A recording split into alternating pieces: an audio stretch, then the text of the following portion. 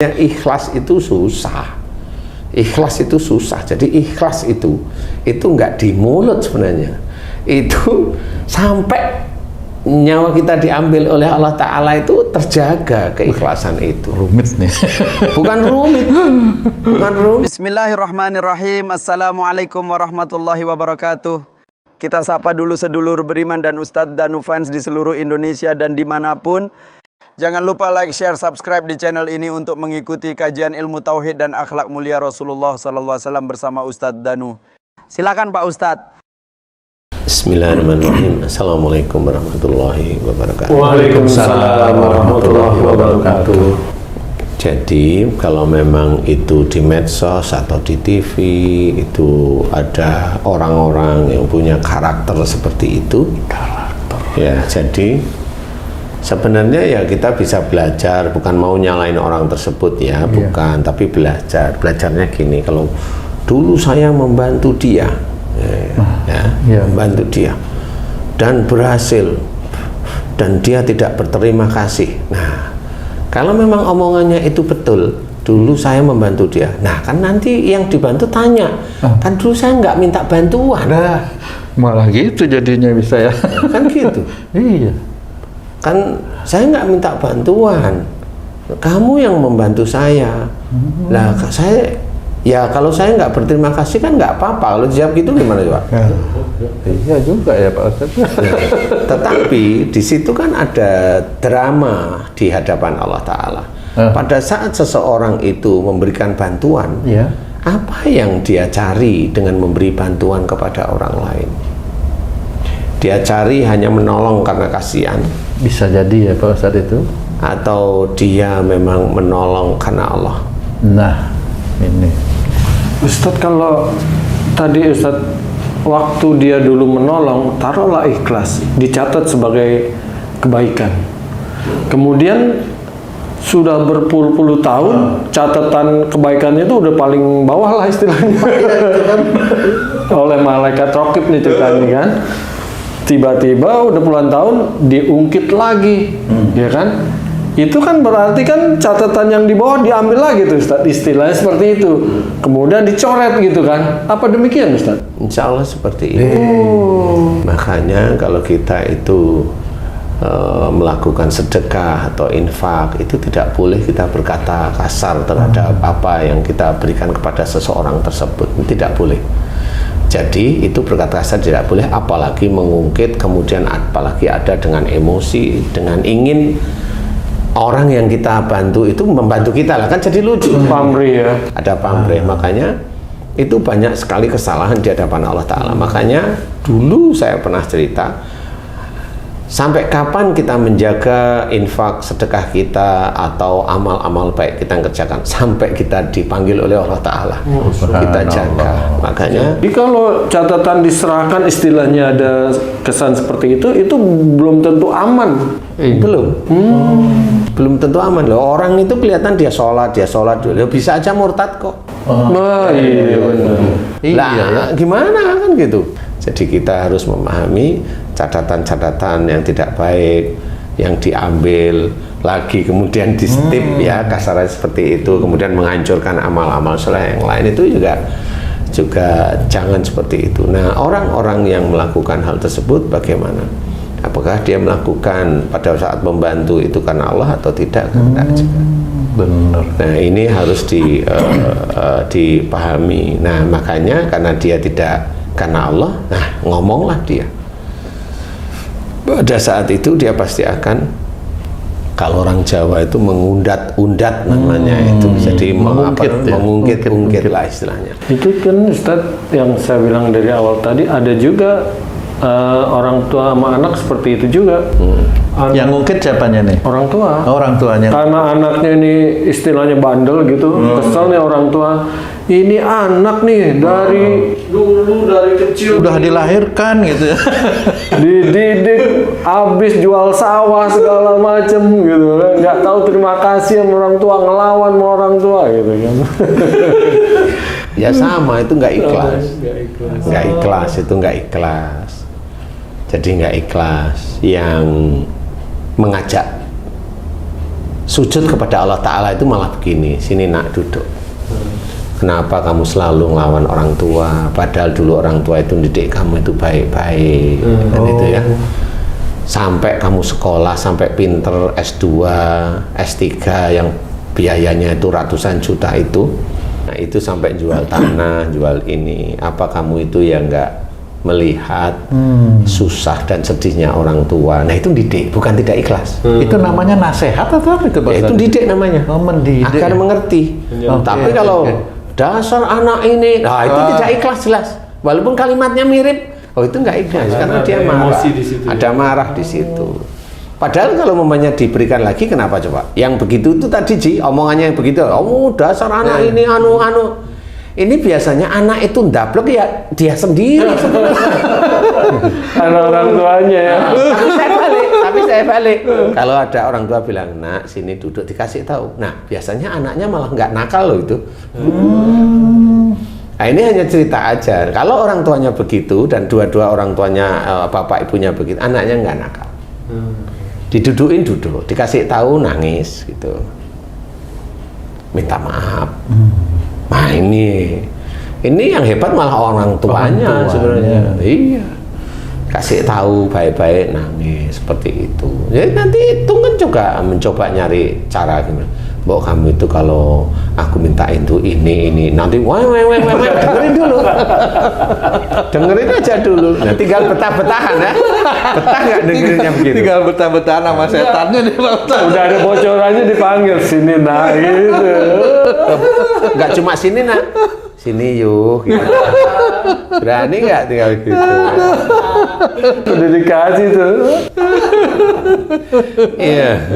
Jadi seseorang itu kalau dia itu sudah mengeluarkan nasihat, sudah mengeluarkan uang, sudah mengeluarkan ini itu yang bentukannya materi, nggak usah diungkit. Karena kita tahu materi ini kan miliknya Allah sebenarnya. Jadi nggak perlu diungkit, apa yang harus diungkit. Ini titipan Allah aja. Yang Ustaz tadi bilang, orang dia juga nggak merasa minta. Masih kecil Bobnya. Tambah marah tuh. Kan dia nggak minta, kamu yang ngasih.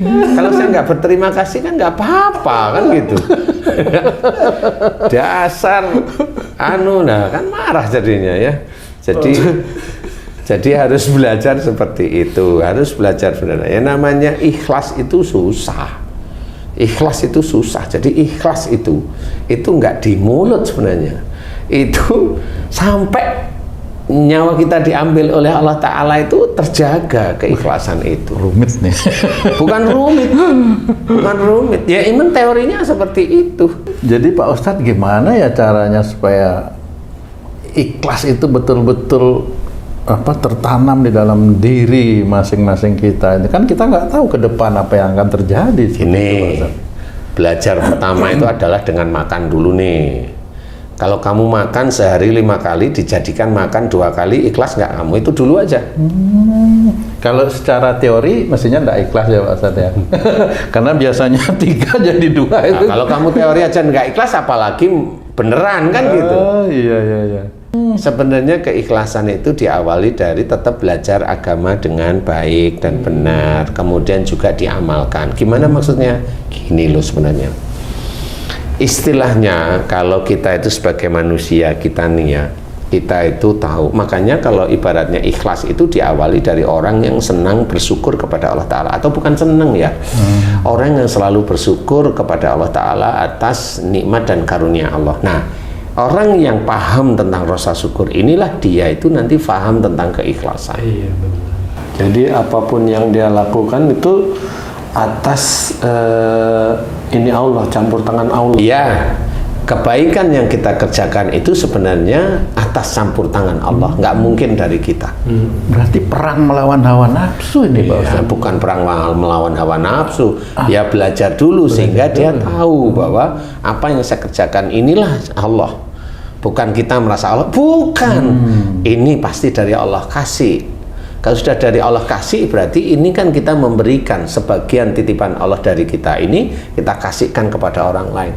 Pada saat orang lain itu kemudian kita kasih lagi, kita kasih lagi, kita kasih lagi, kemudian kita beralih ke orang lain dulu, kamu kurang ajar, nggak pernah nganu lah.